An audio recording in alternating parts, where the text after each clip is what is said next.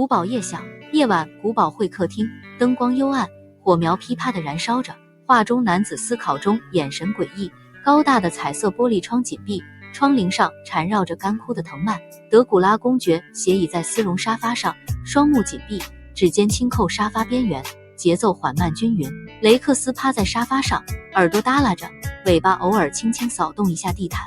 突然，哐当一声轻响从彩色玻璃窗方向传来，像是金属碰撞的声音。德古拉公爵听到声音，猛地坐起身，眼睛盯着窗户方向。男子盯窗户，仔细聆听。德古拉公爵缓缓起身，窗户处又传来一阵沙沙声，像是有人在撬动窗锁。德古拉公爵终于收回指尖的动作，缓缓坐直身体，语气平淡对他的狗说：“雷克斯，别动。”窗户外似乎有哗哗的敲打声音。片刻后，彩色玻璃窗被缓缓推开一条缝隙，一道微弱的月光从缝隙中射入，在地毯上投下细长的光影。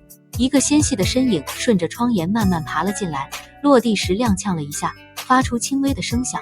雷克斯瞬间扑了上去，却在距离对方1米处停下，转头看向德古拉，等待指令。